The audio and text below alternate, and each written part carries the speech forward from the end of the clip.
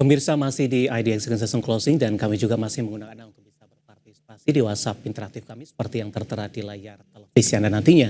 Dan di segmen ini kita akan review seperti apa jalannya perdagangan di sepanjang hari ini, di mana indeks harga saham gabungan mengalami penguatan yang sangat signifikan. Dan saat ini kami sudah terhubung melalui Zoom bersama dengan Bapak Yosef Gabetua selaku founder of Namora Fund. Kita akan langsung sapa saja. Pak Yosef, selamat sore, apa kabar Pak? Halo Pak Yosef, selamat sore, apa kabar? Kabar baik, Mas David. Terima kasih Pak Yosef sudah meluangkan waktu di IDX Channel. Pak Yosef, hari ini indeks harga saham gabungan mengalami penguatan yang cukup signifikan Pak, usai tertekan cukup dalam. Bagaimana Anda melihat terutama dari sisi teknikal kebangkitan dari IHSG di sepanjang perdagangan hari ini? Kebangkitan IHSG di hari ini sebenarnya ini ditopang sama saham-saham di sektor perbankan. Ini naik signifikan seperti tadi Mas David juga sempat ulas. BRI, BCA, Mandiri itu semuanya naik signifikan. Dan kalau misalnya kita ngelihat dari saham dengan kapitalisasi pasar yang besar lainnya seperti Brand contohnya itu juga naik signifikan hari ini. Brand hari ini ada di sekitar 7.000-an sekarang posisinya. Jadi dengan kapitalisasi yang besar tentu memberi dampak yang besar juga buat IHSG. Jadi memang ada rebound lah. Cuman kalau dari pandangan saya kita perlu tetap berjaga-jaga karena sampai dengan akhir pekan lalu, sepanjang minggu lalu, kan ini kita baru awal minggu, sepanjang minggu lalu outflow dari investor asing ke saham-saham perbankan itu cukup besar. Satu-satunya yang mengalami penguatan itu kalau nggak salah cuman BRI Syariah itu yang masuk jadi top inflow kayak gitu.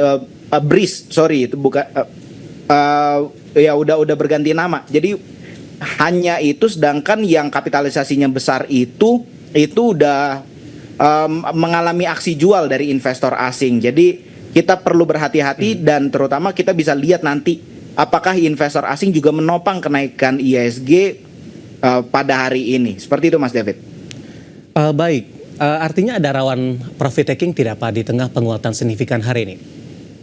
Kalau kita ngelihatnya dari kacamata yang positif, saya nggak berharap hari ini terjadi profit taking. Saya justru berharap hari ini investor asing kembali memborong saham-saham yang menjadi penggeraknya IHSG, yang menjadi movernya IHSG. Itu dari kacamata optimis, cuman kan balik lagi kita kan baru akan bisa melihat itu nanti setelah market tutup. Jadi ya hopefully hari ini di tengah kenaikan yang sesignifikan ini inflow-nya juga besar, terutama di saham-saham di sektor perbankan. Seperti itu sih. Baik, dari saya. Artinya kita sama-sama nantikan ya Pak. Maksud saya tadi bukan hari ini profit takingnya, karena dalam beberapa perdagangan terakhir indeks harga saham gabungan naik signifikan satu hari dan besoknya kembali mengalami aksi profit taking. Tapi kita tidak sama-sama mengharapkan seperti itu dan penguatan masih akan terus berlanjut. Ketika skenario-nya indeks harga saham gabungan melanjutkan penguatan, resisten selanjutnya? Kalau untuk resisten selanjutnya untuk IHSG ngelihat dari momentumnya sebesar ini mungkin resisten terdekatnya itu ya di 7.000, di level psikologisnya lah di level 7.000-an. Jadi untuk membuat IHSG sampai ke level tersebut ini butuh dana dari investor asing, khususnya untuk saham-saham yang kapitalisasinya besar kayak gitu. Jadi kalau ngelihat secara teknikal dan hopefully kita ngelihat inflow dari investor asing juga sore ini, menurut saya 7.000 possible untuk dicapai. Baik, kita langsung saja ke perbankan big cap Pak Yosef. Penguatan signifikan terjadi selain dari sisi teknikal, fundamental akan melakukan buyback dan juga ada potensi dividen ini akan melakukan RUPS di bulan depan. Bagaimana Anda melihat ekspektasi dari para pelaku pasar?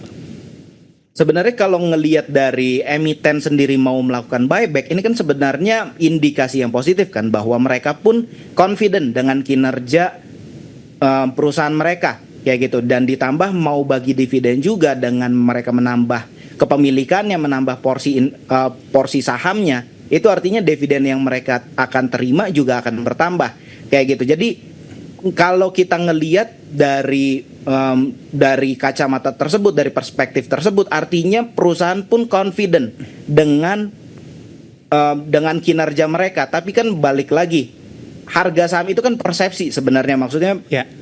ketika investor asing menganggap bahwa oh kayaknya ini memang kondisinya bagus memang secara laporan keuangan, tapi kita melihat persepsi, kita melihat faktor yang lain, itu bisa sangat berpengaruh. Jadi kalau kita ngelihat kondisi sekarang ini lebih ke faktor eksternal daripada internal perusahaannya, itu yang mungkin bisa diperhatikan. Baik, 5425 menguat di 5,85% jelang penutupan sesi kedua hari ini. Teknikal Pak, jangka pendek dan menengah, arahnya akan kemana untuk BMRI? Untuk BMRI sendiri, kalau untuk jangka menengah ngelihat kenaikannya beberapa hari terakhir sih mungkin akan ada koreksi dulu, cuman target price yang bisa dijadikan acuan itu mungkin di 5.900 lah. Itu bisa dijadikan acuan dengan support di 5.000, support di 5.000 itu angka psikologisnya, itu bisa dijadikan acuan juga. Baik, kita bergeser ke perbankan big cap lainnya, Pak Yosep. Untuk BBRI, Pak, hari ini juga sudah kembali di atas level 4.000-an. Oke, untuk BBRI sendiri ini yang sebenarnya agak cukup mengkhawatirkan karena di akhir pekan lalu outflow investor asing ke saham BBRI itu cukup besar. Kayak gitu. Saya nggak mengira juga bahwa BBRI akan mengalami rebound yang secepat ini. Ya balik lagi, ini kan memang ya market bergerak secara volatil lah. Maksudnya terus bergerak. Kalau misalnya ngelihat outflow-nya sebesar kemarin lagi, menurut saya momentum seperti sekarang justru agak berbahaya tuh. Lebih baik kita manfaatkan untuk keluar. Tapi kalau misalnya nanti sore muncul inflow lagi, ya nggak ada salahnya untuk kita mulai cicil beli lagi di saham BBRI. Itu udah murah, di 4.000 itu udah secara level tahunan ini kita balik lagi ke level 2021 lah, harga 2021. Analisis untuk BBRI pemirsa yang hari ini juga ikut mengalami penguatan di 4,40% di 4.030 ini. Dan tadi support dan resistennya dan juga rekomendasinya, dan lagi-lagi keputusan investasi tetap ada di tangan pemirsa ITX Channel. Bergeser ke BBCA, Pak. Oke, untuk BBCA sendiri ini dalam beberapa hari terakhir sebenarnya memang masih terlihat outflow untuk BBCA, cuman kalau ngelihat targetnya ya secara teknikal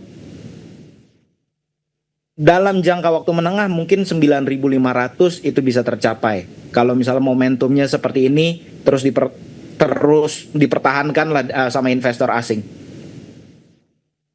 Resisten terdekat terlebih dahulu dengan di 9.000 di 9.500, dan untuk support yang bisa diperhatikan di level 9.000 itu bisa dijadikan acuan.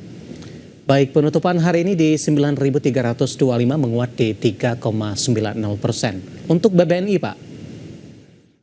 Untuk BBNI ini mungkin kalau kita ngelihat support target price-nya, resistennya ini mungkin di 4.900, dan support yang bisa diperhatikan itu di 4.100. Nih kalau lewat dari 4.100 sih kemungkinan memang tren bearish-nya masih akan berlanjut. Rekomendasinya seperti apa untuk BBNI? Kalau sebenarnya hampir mirip untuk semua sektor perbankan. Kalau misalnya hari ini terjadi inflow, ini kan biasanya jarang ada yang beda sendiri itu, mungkin satu kali dua kali itu ada. Kalau misalnya terjadi inflow, menurut saya ya bisa inilah kita bisa optimis ini bisa berlangsung mungkin seminggu 2 minggu lah tren pembalikan arahnya. Baik, sebelum jeda singkat saja Pak Yosep, kita akan coba untuk ulas Brent terlebih dahulu. Hari ini menguat di atas 14%, Pak, sudah di 7.000. Sempat tertekan cukup dalam usai gagal masuk ke dalam indeks MSCI. Bagaimana Anda melihat kebangkitan dari saham Brent, terutama untuk hari ini, dan rekomendasinya? Sebenarnya kalau untuk Brent sendiri ini case-nya itu adalah memang Brent ini butuh pembeli yang lebih besar ketimbang investor lokal individual. Kayak gitu. Jadi mereka butuh masuk ke indeks-indeks besar nih supaya bisa berbagi tempat lah, berbagi posisi dengan investor-investor besar yang memang butuh masuk ke sektor-sektor energi bersih seperti Brent contohnya.